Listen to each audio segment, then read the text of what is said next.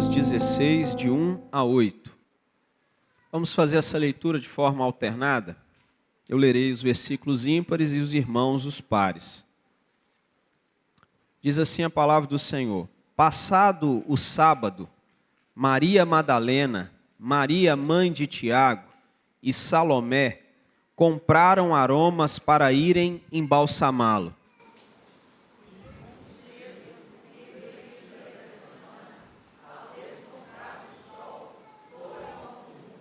Diziam umas às outras: quem nos removerá a pedra da entrada do túmulo?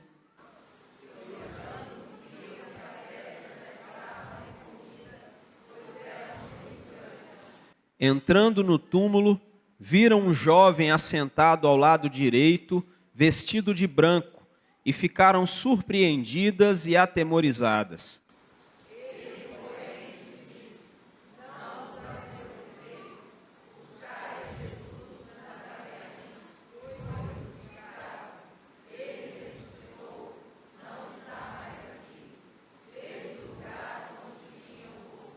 Mas ide, dizei a seus discípulos e a Pedro, que ele vai adiante de vós para a Galiléia, lá o vereis, como ele vos disse.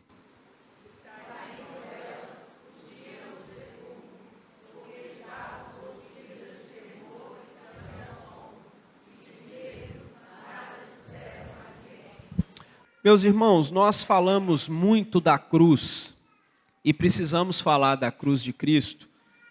A cruz é o centro da história do cristianismo. É o lugar onde o pecado foi tratado, é o lugar onde a justiça de Deus foi satisfeita, onde o amor de Deus foi demonstrado de forma muito definitiva, mas existe um risco silencioso. E o risco silencioso que existe é o risco de nós transformarmos a ressurreição de Cristo apenas em um evento anual, pontual, e geralmente é o que fazemos. Como nós estamos fazendo aqui hoje, ou como diversas e inúmeras igrejas estão fazendo no Brasil inteiro. Nós corremos esse risco e não é uma realidade só nossa. É assim que nós fazemos também com o assunto céu. Nós falamos muito pouco sobre o céu, nós tratamos muito pouco. Eu sei que a Bíblia diz que nem olhos viram, nem ouvidos ouviram, nem jamais penetrou em coração humano o que Deus tem preparado para aqueles que o amam, mas ainda assim, às vezes, o assunto céu se torna um assunto só para um velório, só para um momento onde alguém está de partida. Mas quando nós pensamos assim, esse é um assunto que nós não deveríamos tratar apenas pontualmente. E por que não? Quando você vai, por exemplo, para 1 Coríntios, capítulo 15, você tem o maior tratado de Paulo sobre um assunto. Paulo usa 58 versículos para falar sobre ressurreição, para explicar sobre esse assunto. É o maior tratado que você encontra na Bíblia. Nós estamos aqui hoje, por exemplo, por causa de um fato histórico. O fato histórico que nos traz para a igreja, para a adoração, para o louvor, para o engrandecimento do nome de Deus, é o fato de que Jesus ressuscitou. Todos os domingos são um protesto contra a morte. Todos os domingos, o culto anuncia que o túmulo não venceu. Todos os domingos, nós estamos aqui olhando para a realidade de que se Cristo não houvesse ressuscitado, é o que Paulo diz em 1 Coríntios 15, é vã a vossa fé, é vã a vossa pregação, é vã a sua crença, é vã o que você faz. Então, tudo colocado em cima da ressurreição de Cristo. Mas aqui em Marcos, quando a gente olha para esse trecho aqui de Marcos 16, nós encontramos algo um tanto desconcertante. E o que é desconcertante aqui? As primeiras pessoas que lidaram com a ressurreição, elas não reagiram com fé. A reação delas foi de medo, a reação delas foi de confusão, a reação delas foi de silêncio, e eu acredito que não poderia ser diferente. Acredito de forma bem clara que isso também nos inclui. Que diante desse fato, muitas vezes nós também vivemos entre a cruz e a ressurreição. Às vezes nós vivemos um cristianismo onde o nosso coração ficou parado na sexta-feira, ficou parado no silêncio do sábado, na dúvida, na incerteza. Mas aqui você encontra algumas verdades muito claras que o próprio anjo que estava aqui dentro do túmulo trouxe para aquelas mulheres.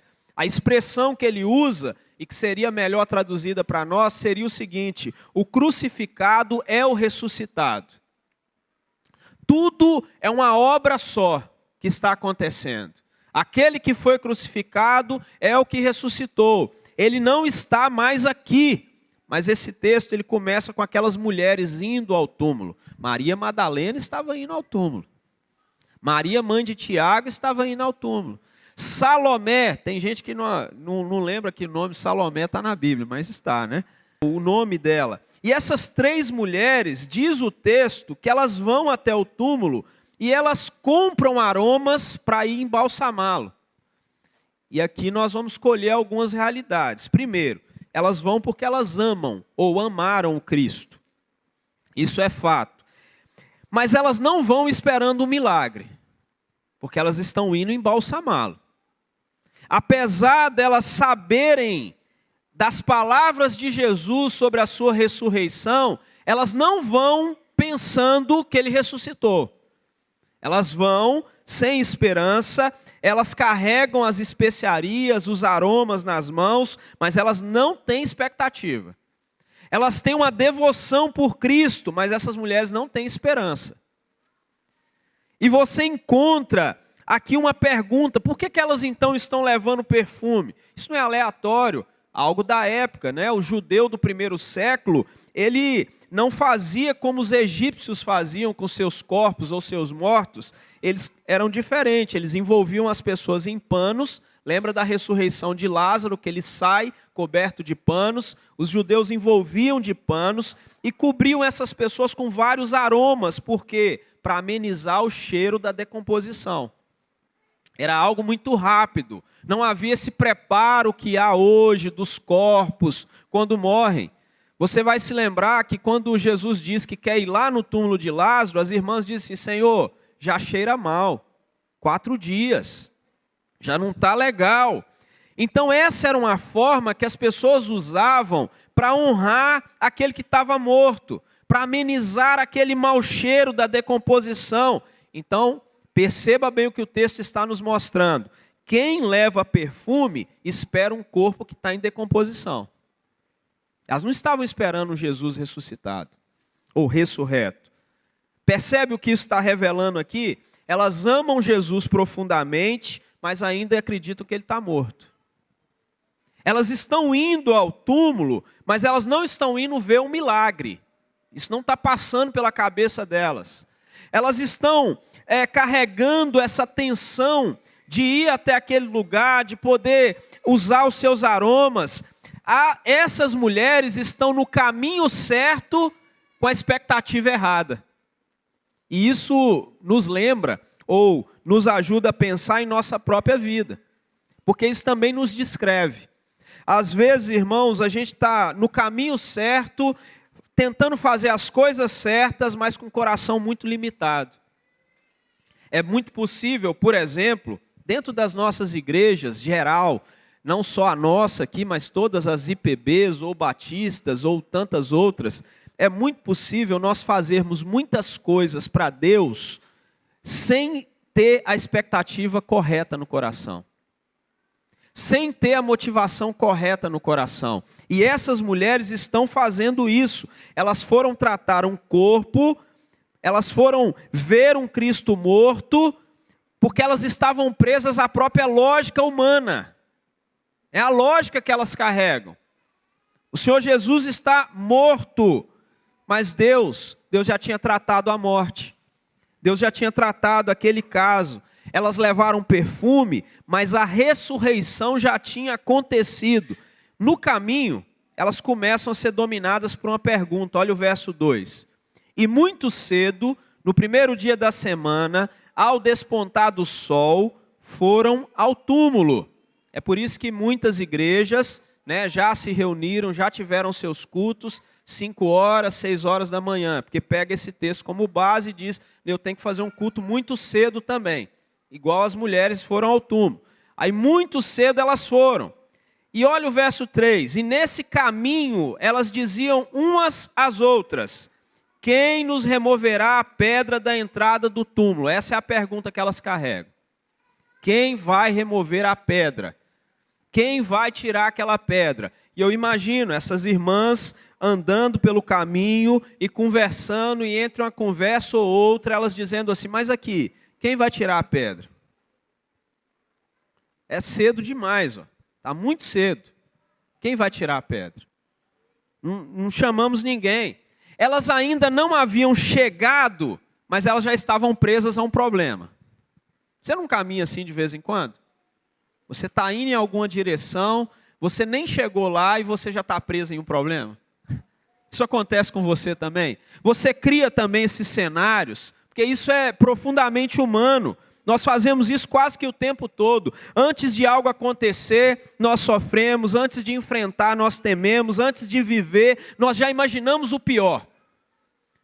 Nós vivemos assim, pensando ou fazendo perguntas. E se não der certo? E se eu não conseguir? E se for o fim? Você ainda nem chegou ao túmulo, que é o caso delas, mas já está preocupado com a pedra. Aí o texto então nos traz assim...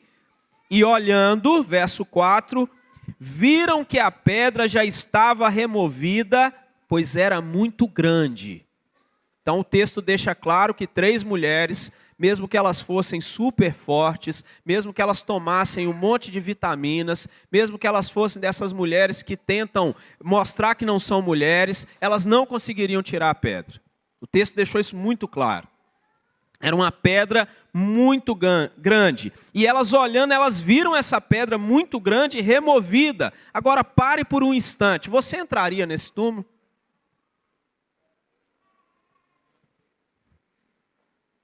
Porque embora elas não fossem muito fortes para remover a pedra, elas eram super corajosas. Porque no mínimo era para achar estranho. A pedra não está ali, eu vou entrar? Mas diz o texto que apesar da dúvida, apesar da dificuldade, apesar da limitação, elas continuam naquele caminho, apesar de não saber quem vai remover a pedra, elas então vão na direção daquele túmulo e elas viram, provavelmente, na vida dessas mulheres, elas viram muitas coisas que as pessoas fizeram por Jesus. E eu acho interessante que elas estavam aqui nesse momento, só as 3. Se você acompanhar Marcos 16, você vai ver que tem muitos discípulos de Jesus fazendo muitas coisas. Os 11 estão reunidos tristes, juntos. Os 2 discípulos no caminho de Emaús estão indo na direção de Emaús chateados. Mas essas mulheres resolvem fazer algo. E isso, irmãos, nos confronta. Porque elas olham para si mesmas e dizem assim, eu preciso fazer alguma coisa. Por que isso nos confronta? Porque muitas vezes a gente corre o risco de usar a devoção do outro como desculpa para não fazer nada. Essa é a nossa tendência. Porque tem alguém fazendo, eu também não preciso fazer nada. Isso passa também pela nossa cabeça. Não, já tem gente demais lá na cozinha. Já tem gente recolhendo as cadeiras, já tem gente pegando as mesas, já tem gente colocando, eu não preciso fazer mais nada. Já tem os missionários viajando, pregando o evangelho, é só eu dar uma contribuição, orar por eles, não é comigo.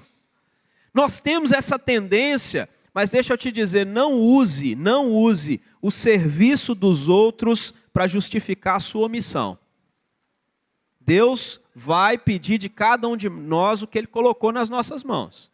E essas mulheres estavam fazendo o que podiam.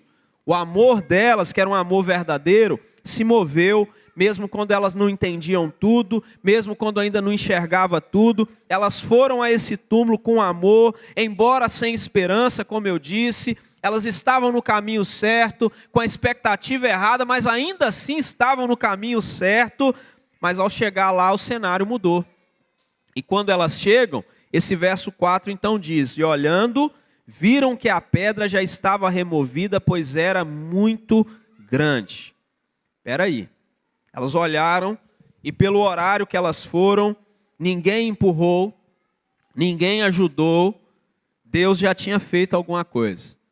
E eu fico imaginando elas, eu não sei a distância que elas andaram, mas elas, durante aquele caminho inteiro, preocupadas com algo que já não existia mais. Volto a dizer, nós somos assim. Às vezes passamos um caminho inteiro preocupado com algo que já não existe. Preocupados com algo que não faz mais diferença. Você consegue perceber o peso disso? Elas estavam dominadas por um problema que Deus já tinha resolvido. Que já estava resolvido. Um problema que talvez você vive em alguns momentos, você perde o sono, e Deus já está tratando, Deus já está cuidando. Você se angustia às vezes numa conversa que já foi resolvida.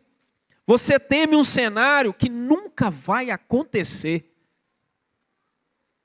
Que não tem mais lógica de acontecer. Enquanto você está às vezes tentando entender as coisas, Deus já está ali agindo. Mas isso não acontece só com essas mulheres. A Bíblia nos mostra, por exemplo, eu não sei se você se lembra da história do rei Ezequias. Você lembra da história do rei Ezequias? Lá em 2 Reis 20, o profeta vai e dá para ele uma mensagem de Deus. E a mensagem é muito clara, as pessoas gostam de usar essa mensagem em alguns momentos. Põe em ordem tua casa, porque morrerás.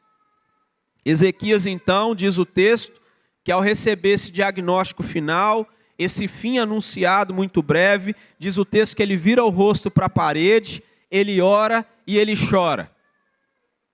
Mas a Bíblia nos diz que ao derramar esse coração, antes do profeta Isaías sair da parte central da cidade, Deus manda Isaías voltar.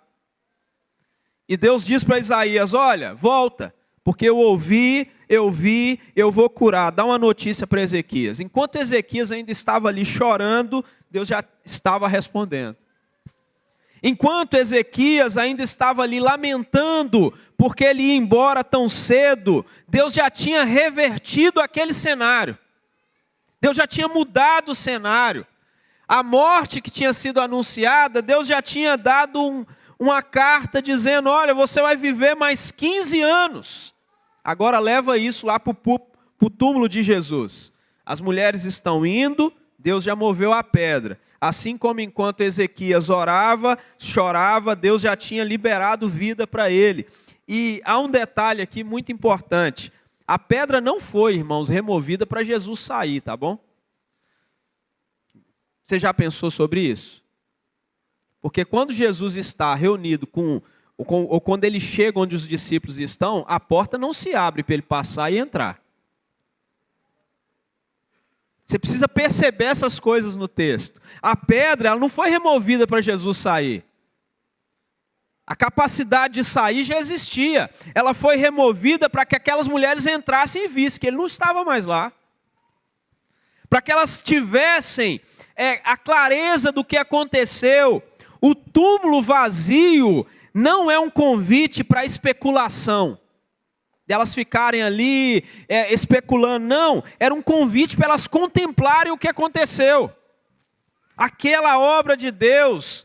E olha só, o maior obstáculo da nossa história já foi removido. Quando eu falo de nós andarmos no caminho preocupados com o que vai acontecer, eu preciso te lembrar que o maior obstáculo da nossa história já foi removido, que é o pecado. O pecado foi tratado, a morte foi vencida, a separação foi quebrada. E muitas vezes as preocupações terrenas tomam conta do nosso coração. Nós vivemos numa vida como se a pedra ainda estivesse lá, mas o maior obstáculo da nossa história foi removido por Cristo. Nós temos salvação. Esse era o maior obstáculo da história, o nosso pecado, que causa separação entre nós e Deus. E esse já foi removido. Mas, por favor, volte seus olhos para o texto. O verso 5. Entrando no túmulo, viram um jovem assentado ao lado direito, vestido de branco, e ficaram surpreendidas e atemorizadas.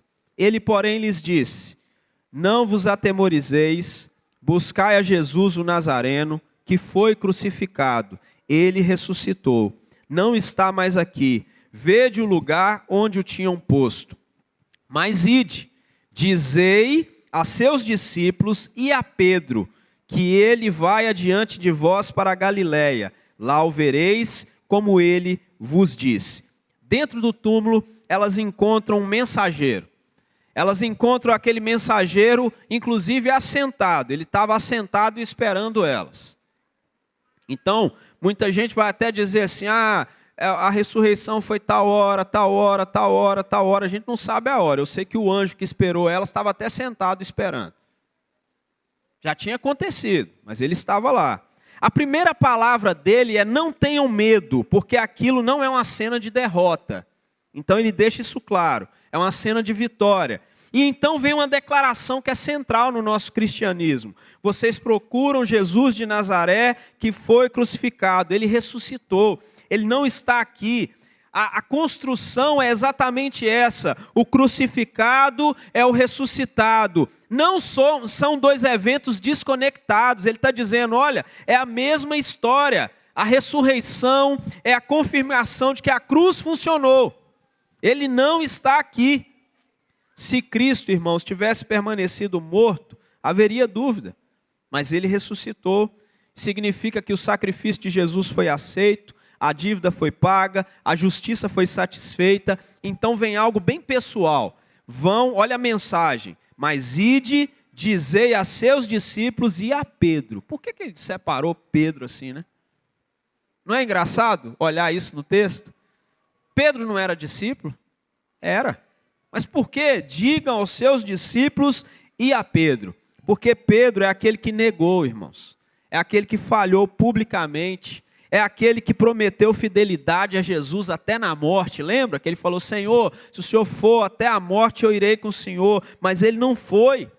E ainda assim, a mensagem que elas recebem, em especial, chama pelo nome de Pedro. Dizendo, diga aos discípulos e a Pedro. É como se a mensagem estivesse dizendo, olha, o Cristo é o Cristo pronto a perdoar. Então lembra Pedro disso, mas mesmo com essa mensagem tão clara, a reação não é a reação que nós esperaríamos.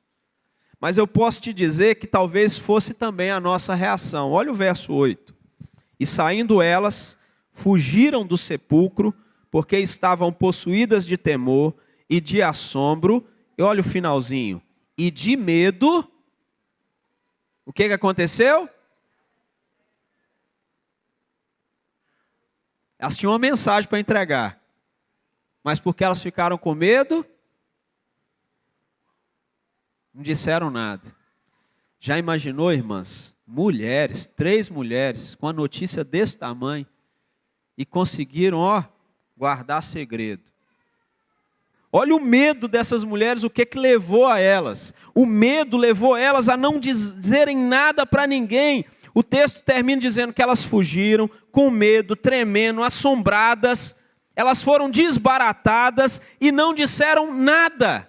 E isso é surpreendente, porque elas viram o túmulo vazio, ouviram a mensagem e ainda assim não conseguiram responder com fé imediata. Isso se parece demais conosco, irmãos. Elas são muito parecidas conosco, porque elas são humanas, foram humanas e nós também. Isso revela que nem sempre, irmãos, a informação transforma automaticamente a nossa vida. É por isso que tanta gente cresce na igreja, ouve tantas mensagens, é ministrado através de escola dominical, de tantas pregações, de tantos trabalhos, e mesmo assim não se converte. Porque informação por si só não transforma a vida. E tem mais, o texto mostra que evidência não gera fé por si só. Elas tinham uma evidência, Cristo não está ali, o anjo está ali dizendo para elas que ele ressuscitou, e isso não gerou fé imediata. Elas sabiam que a ressurreição era real, mesmo quando a reação delas ainda era confusa, e isso traz um alívio para nós, porque muitas vezes nós também somos assim, com respeito às coisas de Deus. Nem sempre a informação que nós temos nos gera aquela confiança automática. Nem sempre as evidências que temos diante de nós geram uma fé por si só. Porque a fé, irmãos, ela não começa com certeza perfeita. Nunca começou assim. A fé, ela começa com o encontro com Cristo. Marcos termina esse trecho em aberto, como se ele dissesse assim: agora, o que você vai fazer com isso? As mulheres viram as evidências. Elas tinham a mensagem, mas elas ficaram caladas, elas tiveram medo. E você? O que você vai fazer com essa mensagem? A ressurreição não é apenas um evento para ser analisado, é uma resposta. Ela exige resposta. As evidências estavam diante delas, as testemunhas eram testemunhas reais, um túmulo estava vazio, havia um anúncio celestial, uma promessa, porque olha o que ele diz aqui, verso 7. Lá o vereis, final do verso 7, como ele vos disse. Aquelas mulheres já tinham essa mensagem.